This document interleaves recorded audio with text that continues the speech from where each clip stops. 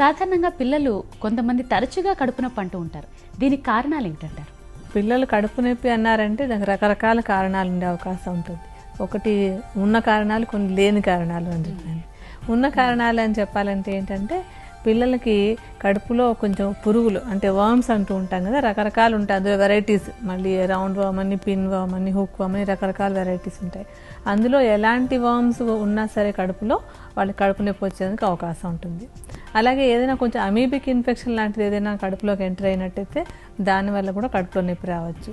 మరొక అంశం ఏంటంటే సామాన్యంగా ఉండేది కాన్స్టిపేషన్ అంటాం కదా, మలబద్ధకం. పిల్లలకి విరేచనం సాఫీగా కావకుండా ఉన్నట్టయితే కూడా వాళ్ళకి ఈ కడుపు నొప్పి వచ్చేందుకు అవకాశం ఉంటుంది. ఇలా కాకుండా ఏంటంటే ఇవి మామూలుగా మనం ఉన్న కారణాల్లో సామాన్యంగా చెప్పుకోవాల్సినటువంటిది. ఎక్కువ మంది పిల్లలు ఇలా ఉండేందుకు అవకాశం ఉంటుంది. ఏమి లేకుండా కూడా కడుపు నొప్పి వస్తుందని చెప్పాను కదా, పిల్లలకి సైకలాజికల్గా వాళ్ళకి ఏంటంటే కొన్ని భయాలు వాళ్ళు చెప్పుకోలేరు. స్కూల్కి వెళ్ళాలంటే ఏదో స్కూల్లో ఏదో ఇబ్బంది ఉందనుకోండి, ఏదో టీచర్ తిడతారన్న భయం, లేకపోతే తోటి పిల్లలు ఏదో ఏడిపిస్తారన్న భయం, అలాంటివి ఏవో లోపల ఉన్నప్పుడు వాళ్ళు కడుపు నొప్పి వచ్చినట్టు అనిపించవచ్చు, చెప్పచ్చు, ఏదైనా అవ్వచ్చు అనమాట. కరెక్ట్గా ఏంటంటే అలాంటి కడుపు నొప్పులు ఎప్పుడు కూడా స్కూల్కి వెళ్ళడానికి ముందు వస్తాయి. బయలుదేరడానికి ముందు వాళ్ళు కడుపు నొప్పి అంటారు, భయపడక్కర్లేదు. డాక్టర్ గారు, మరి పిల్లలు ఈ కడుపు నొప్పి బారిన పడకుండా ఉండాలంటే ఎటువంటి జాగ్రత్తలు తీసుకోవాలో వివరిస్తారండి? మొట్టమొదటి తీసుకోవాల్సిన జాగ్రత్త ఏంటంటే గోళ్ళు కొరుకుతూ ఉంటారు పిల్లలు. చాలామంది పిల్లల్ని గమనించుంటారు మీరు, నోట్లో పెట్టుకుని. పిల్లలే కాదు, ఎప్పుడు కూడా చూస్తూ ఉంటాను నేను, చాలామంది పెద్దవాళ్ళు కూడా గోళ్ళు కొరుకుతూ ఉంటారు. కనిపించగానే నేను చెప్తూ ఉంటాను మరి చాలాసార్లు, తీయండి అని చెప్పాను. ఆ అలవాటు చాలా చాలా తప్పైన అలవాటు. ఎందుకంటే ఈ గోళ్లలో ఉన్నటువంటి ఇరుకుల్లో రకరకాల ఇన్ఫెక్షన్లకు సంబంధించినటువంటి గుడ్లు అవి చేరుకుంటాయి అన్నమాట. ఎక్కడో ఏదో ఒక మలిన పదార్థం మనం ముట్టుకుంటాం, పిల్లలు అయితే మట్టిలో ఆడుతూ ఉంటారు. ఏదో విధంగా ఈ గోళ్లలో చేరుకున్నటువంటి పదార్థాన్ని వీళ్ళ గోళ్ళు కొరుకుతున్నప్పుడు లోపలికి చేరుకుంటాయి అన్నమాట. అందుకని ఏంటంటే ఈ గోళ్ళు కొరికే అలవాటుని తప్పనిసరిగా మాన్పించేస్తే సగం సమస్య తగ్గిపోతుంది. అలాగే ఇంకొకటి ఏంటంటే ప్రతిసారి తినేటప్పుడు కూడా ముందు చేతులు శుభ్రంగా సబ్బుతో కడుక్కోవడం అనే అలవాటు కూడా ఒకసారి చేసుకోవాలన్నమాట. అలాగే ఇంకోటి ఏంటంటే మల విసర్జన అయిన తర్వాత కూడా శుభ్రంగా సబ్బుతోటి చేయి కడుక్కోవాలి అనే అలవాటుని పిల్లలకి చిన్నప్పటి నుంచే చేసేస్తే పెద్ద అయిన తర్వాత వాళ్ళకి ఇబ్బంది లేకుండా ఉంటుంది. అందుకని ఈ పరిశుభ్రత ఒకటి తప్పనిసరిగా అలవాటు అవ్వాలి.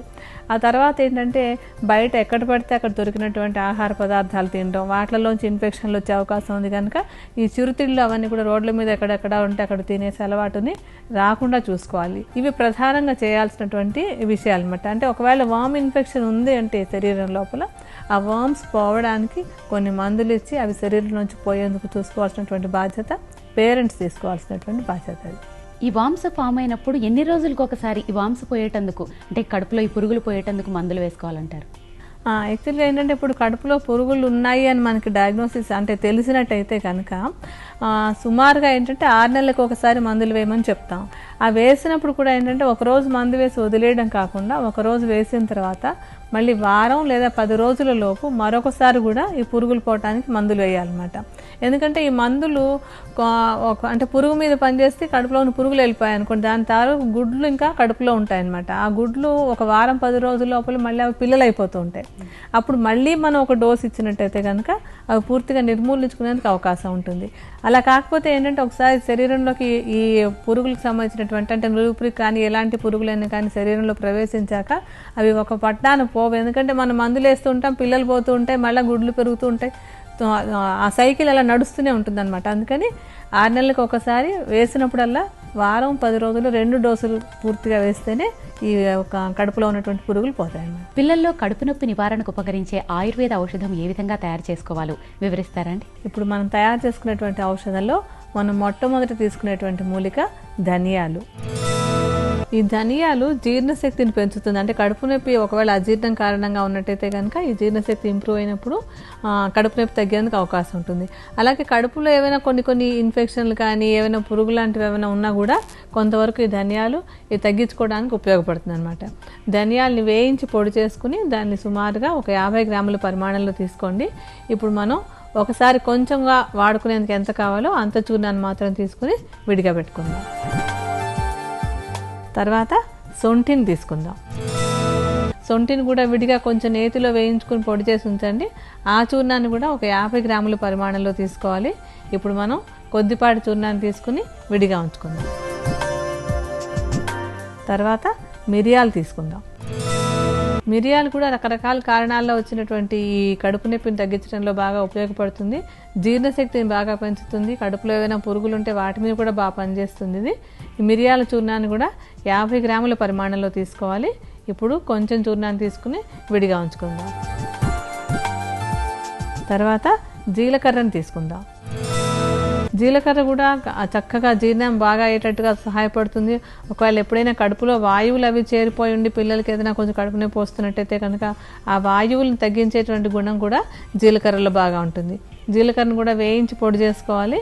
ఈ చూర్ణాన్ని కూడా ఒక 50 గ్రాముల పరిమాణంలోనే తీసుకోవాలి. ఇప్పుడు మనం ఇందాకలాగానే కొంచెం చూర్ణాన్ని తీసుకుని మిగతా చూర్ణాల్లో కలిపి ఉంచుకుందాం. తర్వాత ఇంగువని తీసుకుందాం. ఇంగువ కూడా మనకి చూర్ణంలాగా బజార్లో రెడీగా దొరుకుతుంది. ఈ చూర్ణాన్ని కూడా సుమారుగా 50 గ్రాముల పరిమాణంలోనే తీసుకోవాలి. ఇప్పుడు మనం ఈ ఔషధం కోసం అంటే ఒక పూట ఔషధం కోసం అని చెప్పి కొంచెం చూర్ణాన్ని తీసుకుని మిగతా చూర్ణాల్లో కలుపుకుందాం. తర్వాత కావాల్సినటువంటిది ఏంటంటే వెల్లుల్లి.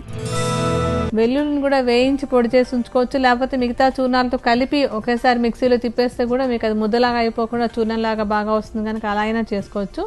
ఈ వెల్లుల్లి కడుపు నొప్పి తగ్గించడంలోనూ, తర్వాత కడుపులో ఏదైనా వాయువులు ఉంటే వాటిని తగ్గించడం, ఇంకా ఏంటంటే ఒకవేళ పురుగులు ఉంటే కనుక కడుపులో పురుగులు ఉంటే వాటిని తగ్గించడానికి అన్నింటికీ కూడా చాలా బాగా ఉపయోగపడుతుంది. ఈ వెల్లుల్లి చూర్ణం కూడా 50 గ్రాముల పరిమాణంలో తీసుకోవాలి. ఇప్పుడు మనం కొంచెం చూర్ణాన్ని తీసుకుని మిగతా చూర్ణాలతో కలుపుకుందాం. తర్వాత మనం తీసుకోవాల్సినటువంటిది పుదీనా. పుదీనా కూడా జీర్ణశక్తిని బాగా పెంచి కడుపులో ఏదైనా నొప్పి ఉంటే విడిగా కూడా ఒట్టి పుదీనా ఆకుల రసాన్ని తీసుకుని కడుపులోకి తీసుకున్నా సరే కడుపు నొప్పి తగ్గించేదంటే మంచి గుణం ఉంటుంది పుదీనాలో కూడా.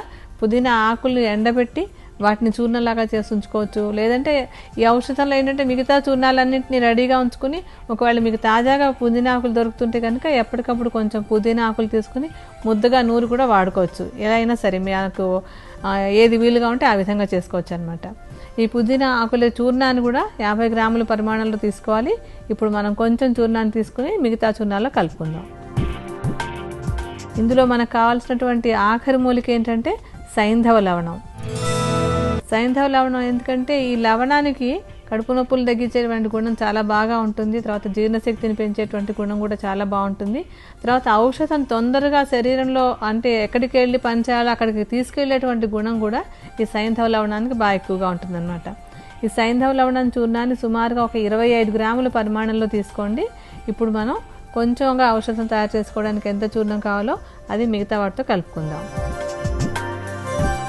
ఇప్పుడు మన ఔషధానికి కావాల్సినటువంటి అన్ని మూలికల చూర్ణాలు ఉన్నాయి కదా, వీటన్నింటినీ బాగా కలుపుకుందాం.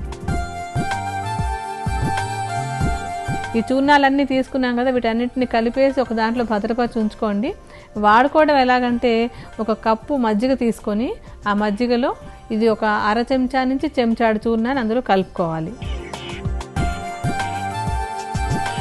ఇలా ఈ చూర్ణాన్ని మజ్జిగలో కలిపేసి సుమారుగా ఒక కప్పు మజ్జిగలో ఒక అర చెంచాడు చూర్ణాన్ని కలిపి పిల్లలకి ఉదయం సాయంత్రం ఇస్తున్నట్టయితే కనుక కడుపులో రకరకాల కారణాల వల్ల ఇబ్బంది పడుతున్నటువంటి పిల్లలు ఆ నొప్పి తగ్గిపోయి హాయిగా ఆనందంగా ఆడుకుంటారు. డాక్టర్ గారు, ఇప్పుడు మీరు తెలియజేసిన ఈ ఔషధాన్ని కొంచెం పెద్ద పిల్లలైతే తాగడానికి సులువుగా ఉంటుంది, కానీ చిన్నపిల్లలైతే ఖచ్చితంగా మారాం చేస్తారు తాగడానికి.